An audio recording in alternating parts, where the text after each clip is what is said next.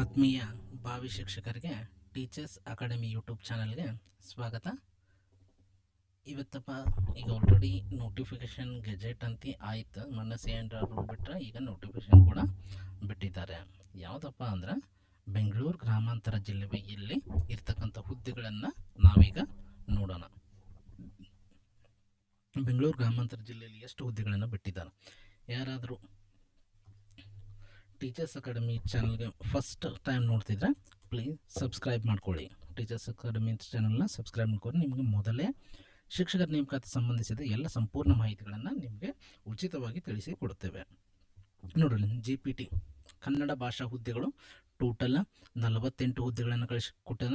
ಆಂಗ್ಲ ಭಾಷೆಯಲ್ಲಿ 21, ಗಣಿತ ಮತ್ತು ವಿಜ್ಞಾನ 40, ಜೀವ ವಿಜ್ಞಾನ 13, ಸಮಾಜ ವಿಜ್ಞಾನ 25, ಅದೇ ರೀತಿ ಗಣಕಯಂತ್ರ ಕಂಪ್ಯೂಟರ್ ಬಗ್ಗೆ 4. ಟೋಟಲ್ 115 ಹುದ್ದೆಗಳನ್ನು ಬೆಳಗಾವಿ ಗ್ರಾಮಾಂತರ ಬೆಂಗಳೂರು ಗ್ರಾಮೀಣ ವಿಭಾಗಕ್ಕೆ ಕೊಟ್ಟಿದ್ದಾನೆ. ಇದು ಹೈಯೆಸ್ಟ್ ಅನ್ಕೋತೀನಿ ಕೊಟ್ಟಿದ್ದ ಒಂದು ಜಿಲ್ಲೆಗೆ. ಅದಕ್ಕೆ ಚಲೋ ತಂಗ ಪ್ರಿಪೇರ್ ಆಗ್ರಿ. ಇಲ್ಲಿ ನೋಡೋಣ ಅರ್ಜಿ ಸಲ್ಲಿಕೆ ವಿಧಾನ. ಎಲ್ಲಿ ಅರ್ಜಿ ಸಲ್ಲಿಸಬೇಕಂದ್ರೆ ನೀವು school.education.ka.nic.in ಅಲ್ಲಿ ಅರ್ಜಿಯನ್ನು ಸಲ್ಲಿಸಬೇಕು. ಅದೇ ರೀತಿ ಇಲ್ಲಿ ಮುಂತಾದ ಕ್ರಮಗಳದಾವ. ಯಾವ ರೀತಿ ನೀವು ಆನ್ಲೈನ್ ಮಾಡಬೇಕು, ಆನ್ಲೈನ್ ಪೇಮೆಂಟ್ ಮಾಡಬೇಕು, ಯಾವ ರೀತಿ ಅರ್ಜಿ ಸಲ್ಲಿಸಬೇಕು ಎಂಬುದನ್ನು ನಿಮ್ಗೆ ಆಲ್ರೆಡಿ ಗೊತ್ತಿರ್ತದೆ. ಇದು ಇನ್ನೊಂದು ಮೇನ್ ಇಂಪಾರ್ಟೆಂಟ್ ಪಾಯಿಂಟ್ ಏನು ಹೇಳಿದಾನಪ್ಪ ಅಂದರೆ, ಇಲ್ಲಿ ಪರೀಕ್ಷೆ ಬರೆಯಲು ಒಂದು ಜಿಲ್ಲೆಯನ್ನು ಮಾತ್ರ ಆಯ್ಕೆ ಮಾಡಿಕೊಳ್ಳಬೇಕು. ಪರೀಕ್ಷೆಯನ್ನು ಬರೆಯಲು ನೀವು ಎಷ್ಟು ಜಿಲ್ಲೆಗೆ 2 ರಿಂದ 3 ಜಿಲ್ಲೆಗೆ ಅಪ್ಲಿಕೇಶನ್ ಹಾಕ್ರಿ, ನಡೀತದ. ಆದರೆ ಎಕ್ಸಾಮ್ ಮಾತ್ರ ಒಂದು ಜಿಲ್ಲೆಗೆ ಬರೀಬೇಕು. ಹಾಗಂತೂ ಒಂದು ಜಿಲ್ಲೆದ ಅಮೌಂಟ್ ತುಂಬಂಗಿಲ್ಲ. ಎಷ್ಟು ಜಿಲ್ಲೆದ ಹಾಕಿರ್ತೀರಿ ಅಷ್ಟು ಜಿಲ್ಲೆದ 2 ಜಿಲ್ಲೆದ ನೀವು ಅಮೌಂಟನ್ನು ಪೇ ಮಾಡಬೇಕಾಗ್ತದೆ ಇಲ್ಲಿ. ನೆಕ್ಸ್ಟ್ ನೋಡೋಣ. ಇನ್ನೊಂದು 40 ದಿನದಿಂದ 60 ದಿನ ಐತಿ, ಚಲೋ ತಂಗ ಓದ್ಕೊರಿ. ನೋಡ್ರಿ, ಅಪ್ಲಿಕೇಶನ್ ಡೇಟು ಬಿಟ್ಟಾನ. ಅರ್ಜಿ ಸಲ್ಲಿಕೆ ಯಾವಾಗ ಪ್ರಾರಂಭ ಅಂದರೆ ಇನ್ನೊಂದು ವಾರ 18ನೇ ತಾರೀಕಿಗೆ ಅರ್ಜಿ ಸಲ್ಲಿಕೆ ಪ್ರಾರಂಭ ಆಗ್ತದೆ. Last date 7/9/2026 last date. ಅದೇ ರೀತಿ last payment date 10. Starting date ನೆನಪಿಟ್ಕೋರಿ 18/8/26. Last date 7/9/26. ಅದೇ ರೀತಿ ಪೇಮೆಂಟ್ ತುಂಬಿ ಕೂಡಬೇಡ್ರಿ, ಹಂಗೆ ಪೇಮೆಂಟ್ ಮಾಡಿರಿ. 10ನೇ ತಾರೀಕು 1-2 ದಿನ ಜಾಸ್ತಿ ಕೊಟ್ಟ ನಮ್ಮ ಹುಡುಗರ ಕಡೆ ರೊಕ್ಕ ಇರಂಗಿಲ್ಲ ಅಂತೇಳಿ 10ನೇ ತಾರೀಕು. ನೆಕ್ಸ್ಟ್ ನೋಡ್ರಿ, ಈ ಕೆಲವೊಂದಿಷ್ಟು ಮಂದಿ ಒಬ್ಬೊಬ್ಬರ ನೋಡ್ರಲ್ಲಿ ಕ್ಲಿಯರಾಗಿ 2A 2B 3A 3Bದವರು ಒಂದು ಜಿಲ್ಲೆಗೆ ಹುದ್ದೆಗೆ ಅರ್ಜಿ ಸಲ್ಲಿಸಿದರೆ 750 ರೂಪಾಯಿ ತುಂಬಬೇಕಾಗತ್ತೆ.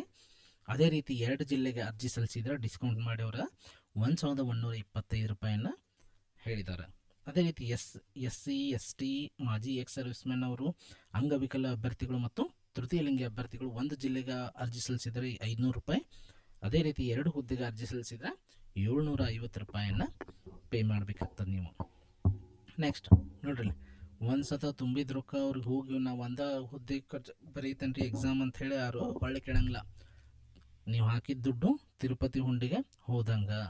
ನೆಕ್ಸ್ಟ್ ಇಲ್ಲಿ ನೋಡ್ರಿ, ವೇತನ ಶ್ರೇಣಿ ಪಗಾರ ಎಷ್ಟಿರ್ತದಪ್ಪ ನಿಮಗೆ? ಹಂಗಾರ ಪಗಾರ ಅಂದ್ರೆ ನೋಡಿ, ಪೇಮೆಂಟ್ 44,425 ರೂಪಾಯಿದಿಂದ ಸ್ಟಾರ್ಟ್ ಆಗಿ 83,700 ರೂಪಾಯಿ. ನಿಯರ್ಲಿ ತಿಂಗಳಿಗೆ 250,000 ರೂಪಾಯಿ ಪಗಾರ ಗೌರ್ಮೆಂಟ್ ಟೀಚರ್ ಆದ್ರೆ. ಸೊ ನೀಟಾಗಿ ಓದ್ಕೊಳ್ಳಿ, ಟೈಮ್ ಅಂತೂ ಇಲ್ಲ. ನೋಡ್ರಿ, ವಯೋಮಿತಿ ಎಲ್ಲರೂ ಏಜ್ ರಿಲ್ಯಾಕ್ಸೇಷನ್ ಬಗ್ಗೆ ಕೇಳ್ತಿದ್ರೆ, ಏಜ್ ರಿಲ್ಯಾಕ್ಸೇಷನ್ ಮೊನ್ನೆ CNR ಇಟ್ಟಿದ್ದಾನೆ. GMದವ್ರಿಗೆ 40 ವರ್ಷ, 2A 2B 3A 3Bದವ್ರಿಗೆ 43 ವರ್ಷ. ಅದೇ ರೀತಿ SC ST ಕ್ಯಾಟಗರಿ 1 ಮತ್ತು ವಿಶೇಷ ಚೇತನ ಅಭ್ಯರ್ಥಿಗಳಿಗೆ 45 ವರ್ಷವನ್ನು ಮಾಡಿದ್ದಾರೆ. ಇವ ಆಯ್ಕೆಗೆ ಅರ್ಹತೆಗಳು ನೋಡ್ರಿ ಏನು ಹೇಳಿದ. ನಿಮ್ಮ ಅರ್ಜಿ ಸಲ್ಲಿಸಿದ ಹುದ್ದೆಗೆ ನಡೆಯುವ ಸ್ಪರ್ಧಾತ್ಮಕ 2 ಪರೀಕ್ಷೆ ನೋಡಿ, ನಿಮ್ಗೆ ಆಲ್ರೆಡಿ ಗೊತ್ತೈತಿ. ಪೇಪರ್ 1 ಒಂದು ಎಕ್ಸಾಮ್ ಇರ್ತೈತಿ, ಪೇಪರ್ 2 ಟೋಟಲ್ 2 ಎಕ್ಸಾಮ್ಗೆ ನೀವು ಅಟೆಂಡ್ ಆಗಬೇಕು. ಮತ್ತು ಪ್ರತಿ ಎಕ್ಸಾಮಲ್ಲಿ ನೀವು ಮಿನಿಮಮ್ 35% ತೊಗೊಂಡಿರಬೇಕು. ಪ್ರತಿ ಎಕ್ಸಾಮಲ್ಲಿ ನೀವು 35 ತೊಗೊಂಡಿರಬೇಕು. ಅಂದರೆ 100ಕ್ಕೆ ಮಿನಿಮಮ್ ನೀವು 35 ಮಾರ್ಕ್ಸನ್ನು ನೀವು ತೊಗೊಂಡಿರಬೇಕು. ನೆಕ್ಸ್ಟ್ ಏನು ಹೇಳಿದಾನಪ್ಪ ಅಂದ್ರೆ, ಇಲ್ಲಿ ನೋಡ್ರಿ, ಇನ್ನೊಂದು 2ನೇ ಪಾಯಿಂಟ್ ಏನು ಹೇಳಿದಾನಂದ್ರೆ, 2A 2B 3A 3B ಅಭ್ಯರ್ಥಿಗಳು ಏನು ಮಾಡಬೇಕಾ, ಟಿ ಇ ಟಿಯಲ್ಲಿ ಶೇಕಡ 60% ಮಾರ್ಕ್ಸನ್ನು ಪಡೆದಿರಬೇಕು. ಅದೇ ರೀತಿ 3A 3B ಮತ್ತು SC ST ಮತ್ತು ಇದೆಲ್ಲ SC ST ಅಭ್ಯರ್ಥಿಗಳು ಮತ್ತು ಎಕ್ಸ್ ಸರ್ವಿಸ್ಮೆನ್ ಅವರು ಅಥವಾ ವಿಶೇಷ ಅಂಗವೈಕಲ್ಯ ವಿದ್ಯಾರ್ಥಿಗಳು ಅಭ್ಯರ್ಥಿಗಳು ಕೂಡ 55% ಮಾರ್ಕ್ಸನ್ನು ಪಡೆದಿರಬೇಕು. ಇಲ್ಲಿ ನೋಡ್ರಿ ಇನ್ನೊಂದು, ಈಗ ಮೊನ್ನೆ ಕಂಪ್ಯೂಟರ್ ಬಗ್ಗೆ ಸೇರ್ಸಲ್ಲ, ಅವ್ರಿಗೆ B.Ed ಇರಂಗಿಲ್ಲ ಮತ್ತು TET ಕೂಡ ಇರಂಗಿಲ್ಲ. ಅವ್ರಿಗೆ 5 ವರ್ಷಗಳ ಸಡಲಿಕೆಯನ್ನು ನೀಡಿದ್ದಾನೆ.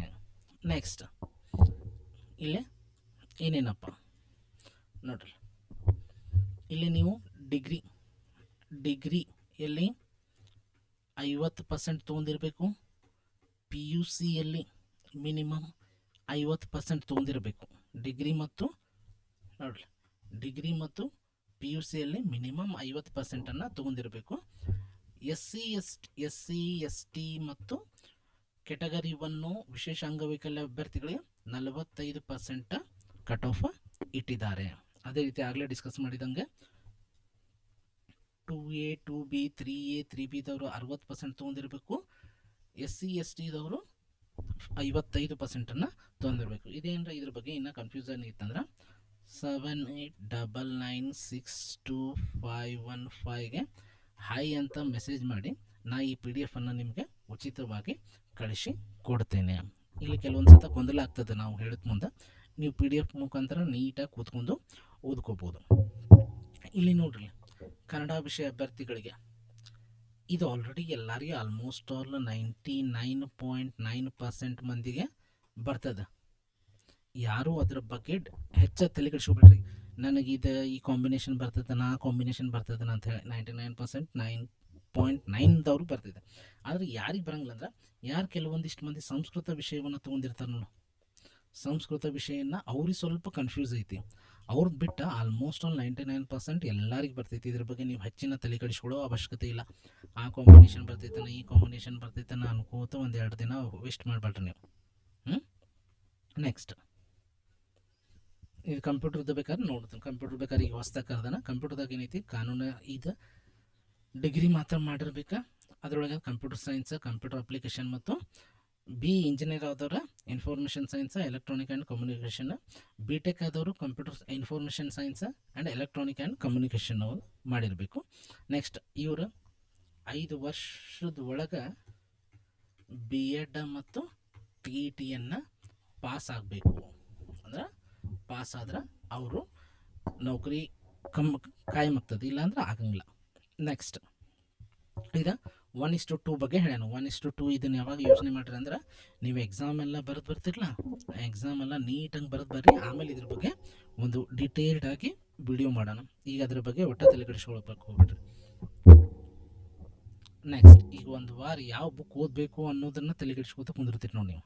ಈಗ ನೋಡ್ರಿ, ಸ್ಪರ್ಧಾತ್ಮಕ ಪರೀಕ್ಷೆಯಲ್ಲಿ ಅಂಕಗಳ ವೇಟೇಜ್ ಹೆಂಗೈತಿ ಅದನ್ನ ಬಗ್ಗೆ ನೋಡೋಣ. ಅಂಕಗಳ ವೇಟೇಜ್ CETಯಲ್ಲಿ ತೊಗೊಂಡಂಥ ಮಾರ್ಕ್ಸು 70%, ಅದೇ ರೀತಿ TETದು 20%, ಡಿಗ್ರಿದು 8% ಮತ್ತು B.Edದ 2%ಅನ್ನು ಅವು ಕನ್ಸಿಡರ್ ಮಾಡ್ತಾನೆ. ಅದೇ ರೀತಿ ಈಗ 4 ವರ್ಷಗಳ ಶಿಕ್ಷಣ ಕೋರ್ಸ್ ಐತಲ್ಲ, ಅವ್ರದ್ದು CET 70%, TET 20% ಮತ್ತು ಅವರು 4 ವರ್ಷದ ಕೋರ್ಸದ್ದು 10%ಅನ್ನು ಮಾಡ್ತಾನೆ.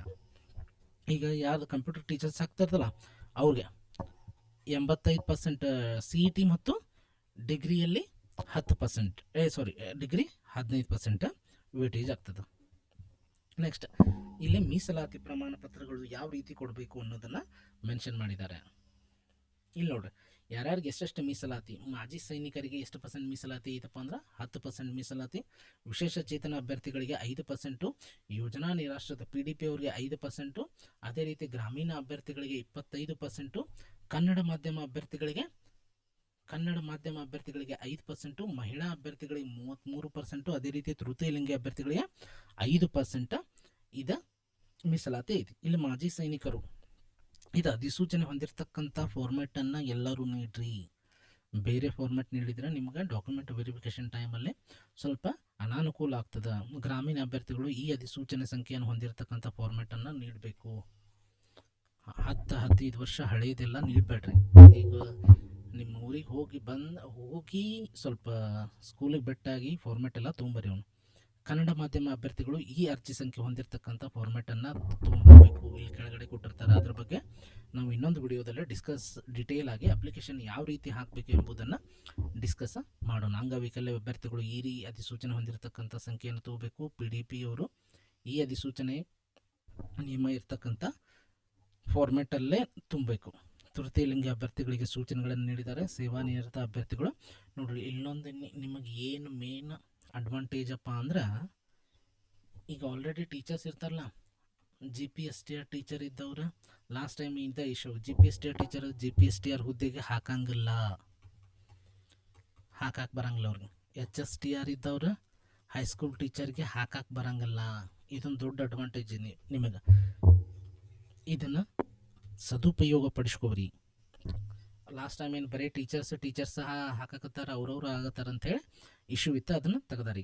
ನೆಕ್ಸ್ಟ್ ನಿಮ್ಮ ಜಿಲ್ಲೆಗೆ ಒಂದು ಜಿಲ್ಲೆಗೆ ಒಂದೊಂದು ಪರೀಕ್ಷಾ ಕೇಂದ್ರಗಳನ್ನು ಅಲ್ಲಿ ಕೊಟ್ಟಿರ್ತಾರೆ. ಅದರ ಬಗ್ಗೆ ನೀವು ತಲೆಗೆಡಿಸ್ಕೊಳಕ್ಕೆ ಹೋಗ್ಬೇಡ್ರಿ. ಈಗ ನೋಡು, ಎಕ್ಸಾಮ್ ಟೈಮ್ ಟೇಬಲ್ ಬಿಟ್ಟಾನ, ನೀವು ಬೇಕಂದ್ರೆ ಸ್ಕ್ರೀನ್ಶಾಟ್ ತೊಗೊರಿ.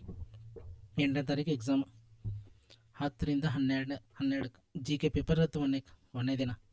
ಆಮೇಲೆ ಅವತ್ತು ಮಧ್ಯಾಹ್ನ 2:30ರಿಂದ 4 ಕಂಪ್ಯೂಟರ್ ಇರ್ತೈತೆ. ಮರನೇ ದಿನ 9ನೇ ತಾರೀಕು ಸಮಾಜ ವಿಜ್ಞಾನ, ಬೆಳಗ್ಗೆ ಸಮಾಜ ವಿಜ್ಞಾನ ಮತ್ತು ಬಯೋ ಇರ್ತೈತೆ. 2:30ಗೆ ಗಣಿತ ವಿಜ್ಞಾನ ಇರ್ತೈತೆ. 10ನೇ ತಾರೀಕು ಬೆಳಗ್ಗೆ ಕನ್ನಡ ಮತ್ತು ಇಂಗ್ಲೀಷ್. ಇನ್ನು ಇದನ್ನು ಡಿಸ್ಕಸ್ ಮಾಡ್ಕೋತ 2 ದಿನ ಕಳೆದು ನೋಡಿ. ಒಂದು ದಿನದಾಗ ಅಷ್ಟು ಎಕ್ಸಾಮ್ ಇಟ್ಟಾರ, ಹೆಂಗೆ ಬರೋದು? ಅವ್ರವ್ರ ವಿಷಯದ ಎಕ್ಸಾಮ್ ಇಟ್ಟಾರ, ನೀವು ತಲೆ ಕೆಡಿಸ್ಕೊಳಕ್ಕೆ ಹೋಗ್ಬಿಟ್ರಿ, ಓದ್ರಿ ಮೊದಲ. ನೆಕ್ಸ್ಟ್ ನೋಡ್ರಲ್ಲ, ಅಂಕಗಳನ್ನು ಯಾವ ರೀತಿ ಅಂಕಗಳನ್ನು ಕೇಳ್ತಾನೆ.